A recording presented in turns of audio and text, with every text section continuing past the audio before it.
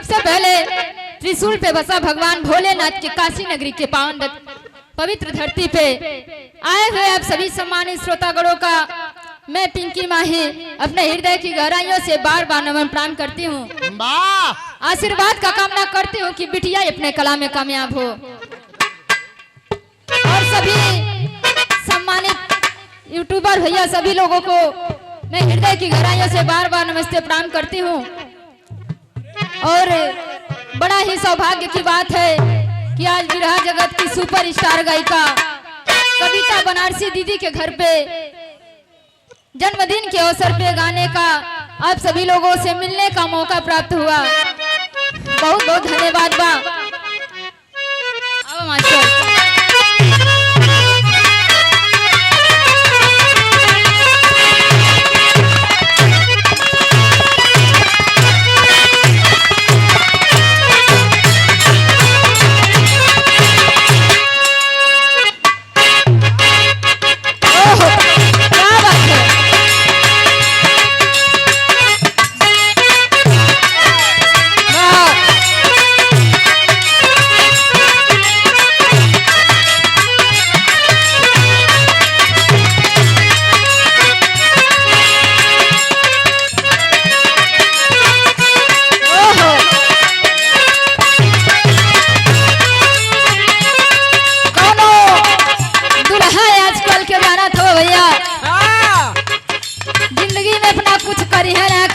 लेकिन जब नया नया शादी करी है तो एक महीना अपना दुल्हन के बड़ा मान जान करे ओकरे बाद तो आप लोग खुदा जानत होगा का करे कौनो दुल्हा अपना दुल्हन के बड़ा तारीफ करता कैसे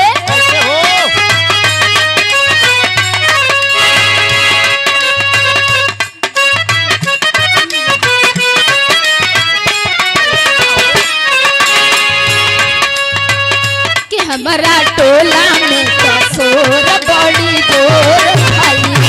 हमारा टोला में कसोर बड़ा जोर भइल हमारा टोला में कसोर बड़ा जोर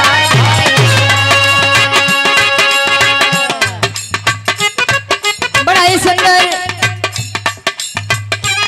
पुष्प के पंखुड़ियों में गुथा सुंदर पुष्पहार और एक दुपट्टा दे करके हमारी बड़ी दीदी कविता बनारसी की बड़ा ही सुंदर 1 से 1 रुपए का सुंदर महान आशीर्वाद देकर के सम्मान की 5 रुपए पलकी व आशीर्वाद के चाह रही है। दुल्हा कहता का कि हमारा टोला में कसोर बड़ी जोर हमारा टोला में कसोर बड़ी जोर हमारा टोला में कसोर बड़ी जोर फलाना घरे गजबे पतो हलाई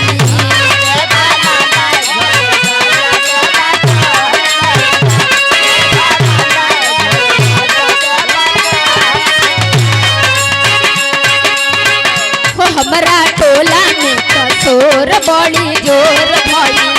और फलाना घरे गजबे पतो हलाई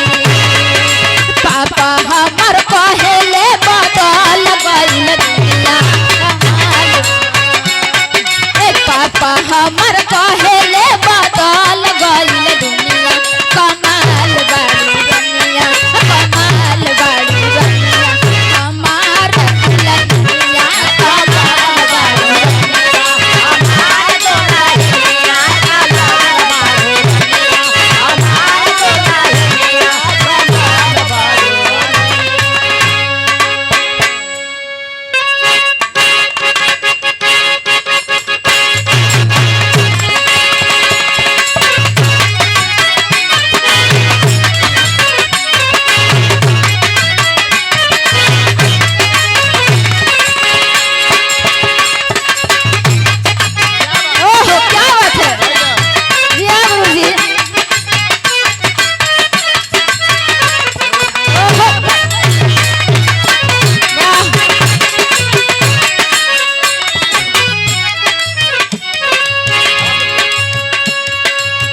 धन बड़ी जनम जवन देली तोहके मैया हो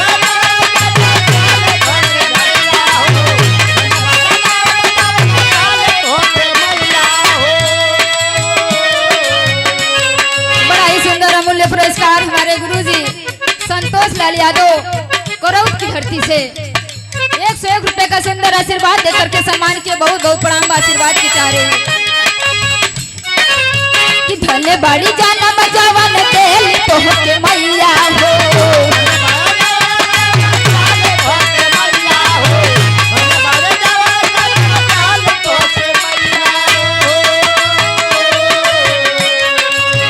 धन्य बाड़ी जाना बजावन देली तोहके मैया हो।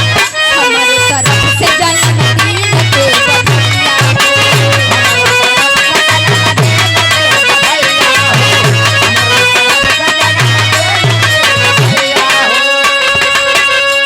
गिन छुआ खूब तरफ से ऊंचाइया हो।